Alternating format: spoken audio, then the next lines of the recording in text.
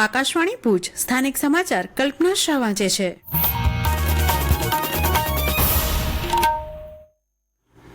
નમસ્કાર। રાજ્યમાં છેલ્લા 2 દાયકામાં ખેડૂતોને 2 કરોડ 15 લાખ જેટલા સોઇલ હેલ્થ કાર્ડ એટલે કે જમીન આરોગ્ય કાર્ડનું વિનામૂલ્યે વિતરણ કરાયું છે। રાજ્યના કૃષિ મંત્રી રાઘવજી પટેલે જણાવ્યું કે સોઇલ હેલ્થ કાર્ડ યોજના થકી રાજ્યના અનેક ખેડૂતોએ પોતાની બિન ખેતી લાયક જમીનને ખેતી લાયક બનાવી છે। જમીનની તંદુરસ્તી માટે આ યોજના અમલમાં મૂકવાવાળું ગુજરાત દેશનું પ્રથમ રાજ્ય હોવાનું પણ શ્રી પટેલે ઉમેર્યું હતું। ઉલ્લેખનીય છે કે જમીનની ગુણવત્તા જાળવી રાખવા તેમજ જમીન સંરક્ષણની જરૂરિયાત અંગે લોક જાગૃતિ કેળવવા દર વર્ષે 5મી ડિસેમ્બરને વિશ્વ જમીન દિવસ તરીકે ઉજવવામાં આવે છે। આ વર્ષે વિશ્વ જમીન દિવસની ઉજવણી જમીનની સંભાળ, માપ, દેખરેખ વ્યવસ્થા એ વિષય વસ્તુના આધારે કરવામાં આવી રહી છે। રાજ્યના આરોગ્ય વિભાગ દ્વારા ખાનગી હોસ્પિટલો માટે વિભાગીય રજીસ્ટ્રેશન ફરજિયાત બનાવવા સાથે નવા નિયમો અમલી બનાવવામાં આવ્યા છે। જે મુજબ સંસ્થાઓની અને ખાનગી હોસ્પિટલોમાં આયુષ્યમાન કાર્ડ અંતર્ગત અપાતી સારવારના નિયમોની ચુસ્ત અમલવારી સાથે રજીસ્ટ્રેશન વગર હોસ્પિટલોમાં ચાલતા વિવિધ વિભાગો સામે પણ કડક વલણ અપનાવાયું છે। જેની અમલવારીથી સેવા આપતી સંસ્થા કે ખાનગી સંચાલનોમાં થતી બોગસ સારવારો પર નિયંત્રણ લાવી શકાશે। આરોગ્ય વિભાગ દ્વારા આગામી 12મી માર્ચ 2025 સુધી તમામને રજીસ્ટ્રેશન કરાવવા જાહેરાત કરાઈ છે।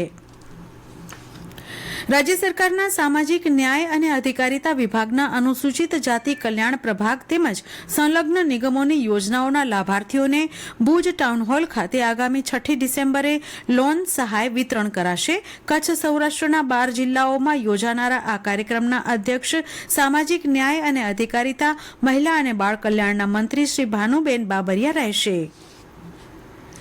યુનેસ્કો ખાતે પ્રતિવર્ષ જાહેર કરવામાં આવતા આર્કિટેક્ચર અને ડિઝાઇન ક્ષેત્રના પ્રતિષ્ઠિત પ્રિક્સ વર્સેલ્સ એવોર્ડ અંતર્ગત ભુજના સ્મૃતિવન ભૂકંપ મેમોરિયલ મ્યુઝિયમને 2024ના વર્ષની શરૂઆતમાં વિશ્વના 7 સૌથી સુંદર મ્યુઝિયમની યાદીમાં સ્થાન મળ્યું હતું।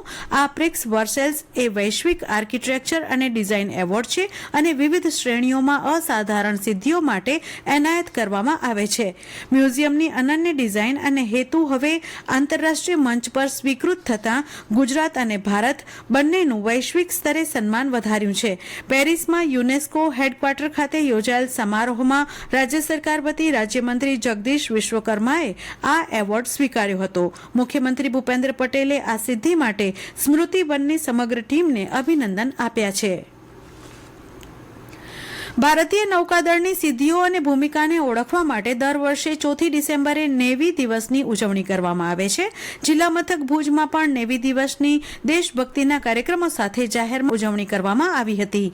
ભારતીય નૌકાદળની કામગીરી વિશે લોકો જાગૃત થાય તેવા ઉદ્દેશ સાથે રેલી અને નાટક સહિતના કાર્યક્રમો યોજવામાં આવ્યા હતા।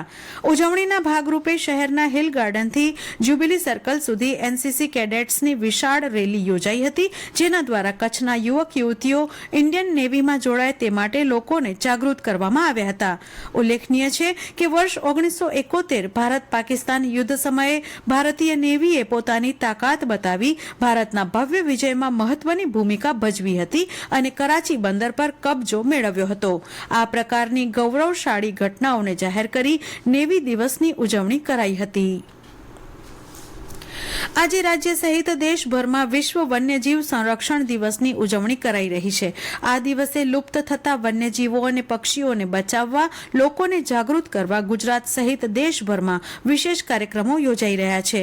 ઉલ્લેખનીય છે કે કચ્છના બન્ની વિસ્તારમાં રાજ્યનું પ્રથમ ચિત્તા સંરક્ષણ સંવર્ધન કેન્દ્ર બનાવવા કેન્દ્ર સરકારે મંજૂરી આપી દીધી છે। ત્યારે આ કેન્દ્ર અંગે અભ્યાસ માટે વન્યજીવ સાથે જોડાયેલા રાજ્યના અધિકારીઓએ મધ્યપ્રદેશના કુનો પાલપુર રાષ્ટ્રીય પાર્કની મુલાકાત લઈ વિગતો મેળવી છે।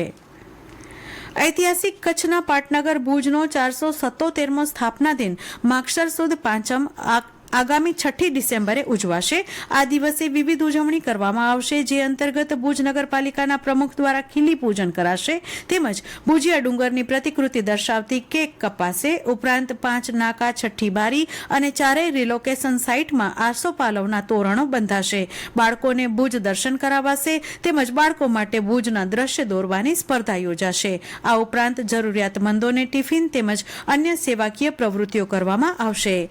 અને આ સાથે સ્થાનિક સમાચાર પૂરા થયા. નમસ્કાર.